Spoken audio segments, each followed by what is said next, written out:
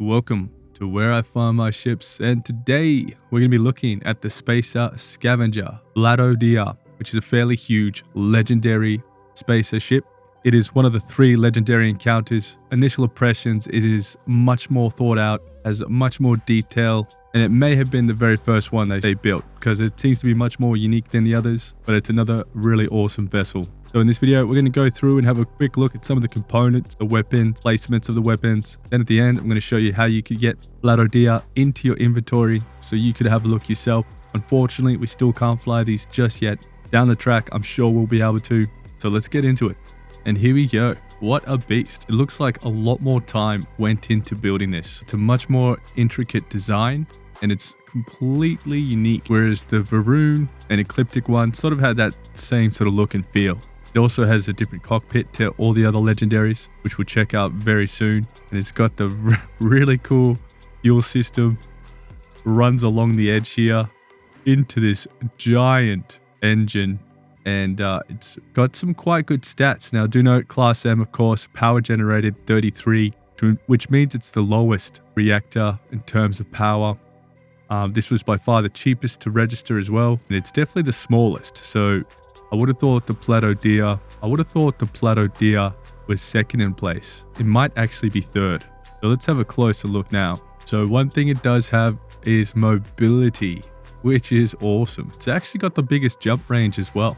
That's probably because it is much lighter than the others, coming in at 7,316 for its mass, with a top speed of 120. So this is actually quite cool. Like this is probably would be the best one to fly around yourself because you can actually turn and get along. So let's have a look. So the cockpit is unique. Now this is one we can actually buy ourselves. So that's pretty cool. So stuck there. That's just a fuel tank, but really fantastic. I love how they have all the piping and fuel tanks.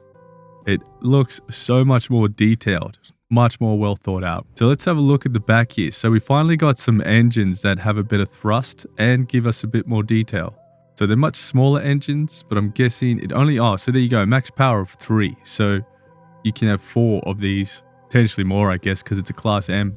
And it has a crazy amount of thrust per engine, 203,100, which is rather incredible. And then the maneuvering thrust, it's definitely nowhere near as bad as, say, the Vigilance, which had 6,000. These at least have 12,000. I think this has about the same mobility as the Shroud Bearer. It does have a much smaller hull health compared to, say, the Ecliptic Camulus. It's only got a hull of 7,040. But look at this Reactor. It is a lot bigger than what we actually understand. This is like a size of a ship just by itself. So we've got the Beam 4460 Reactor. Class M, power generated 33. It is a ranked Starship design rank 4. Still costing 500,000. So that's really cool. That's probably the more unique reactor that we've seen for any of the Class M's. And same with the engines. We've got good function engines. The Quasar 3000 engine. These look awesome. Can't wait to be able to build with all this stuff down the track. Now the Grav drive, I'm assuming it's going to be the NG400 drive. So the standard one they all have. Just because I'm guessing it's a lot less weight. And it does have the fuel tanks, so very cool. Just looks awesome. Pretty much built out of all Hope tech. Got braces, corner pieces, some really unique pieces on this model. You can see here, got some more piping running through. Just braced on the side here. And we have 2 weapons on each side. So this is one of the few that actually has 2 guns pointing backwards. So this would be a little bit more difficult to use the cheese strat where you sit behind. Out of reach. Still probably work, but it might be a little bit harder because it does have the PBO 300 auto alpha turret, which is one of the best particle weapons you can get. Somewhat average laser. Not too bad though. The Dragon 261 SX laser turrets. So those are both facing forward. There's also, I think, 2 more on the top. 2 more on the top here. 2 more PBOs. And then we got the Jisaku ND RF railgun turret. So the weapons are in much better placements. Again, it's just well thought out. You've got 4 facing forward. We've got 2 facing to the sides and then 2 facing backwards. Oh, and another 2. So 6 facing forward. So it just seems like a much more balanced, better build. Now there's no shield, so we can't have a look at that. but we can just admire how good it looks. But enough of that, let's have a closer look at some of the weapons. Okay, first up we have the Dragon 261 SX laser turret, Class C. Now there are 4 attached, 2 facing forward on the front, and then there's also 2 on the bottom facing forward.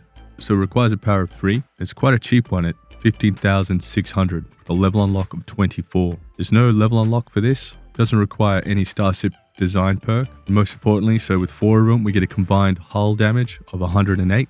And being a laser, it does a higher combined shield damage, 354. So it's not too bad, not too great, but good positions on top and bottom. Now moving on to the bad boys, the PBO 300 Auto Alpha Turret. Covered this one many times. Class C. Power requirement is 3. Comes in quite a reasonable price at 19,600. Level unlock is 27, requiring Starship Design Rank 1. And of course, with a huge range of 3,000 and the brutal combined hull and shield damage, 352. There's 4 attached on the top facing out and then at the bottom facing backwards. So that's a really good placement for these. I really like how this is one of the few ships that does have some forward and backwards facing turrets. And we have what seems to be on all of the legendary ships, Isaku ND-RF Rapid Railgun Turret. It's a pretty good ballistic weapon. It's Class C, requiring a power of 3, value of 22,500. And with the killer combined hull damage, 384, and a combined shield damage of 112. Obviously being ballistic, they don't do good on the shields. It's only requiring Starship Design Rank 1, but it is quite a highly regarded ballistic weapon. Some cool placements here as well. So we have 2 facing out, and then we have 2 all the way at the front that you can barely notice. So that's a really good placement to have them at the front there because they have shorter range. You want them closest to the edge of your ship just to help with that extra little bit of range. And that's the weapon. So overall, it's quite nice and balanced. Now, the other thing I just noticed is that you see these things here. These are used on space stations. So it's got a bunch of different components here from space station and Class M. But perhaps you can also, these are also considered Class M. But a brilliant ship. So that's really this covered. Now I'm going to make some videos on how to modify this so you can fly it as your daily. Stay tuned for those. Hope you got something out of it. Please consider liking, subscribing. Peace.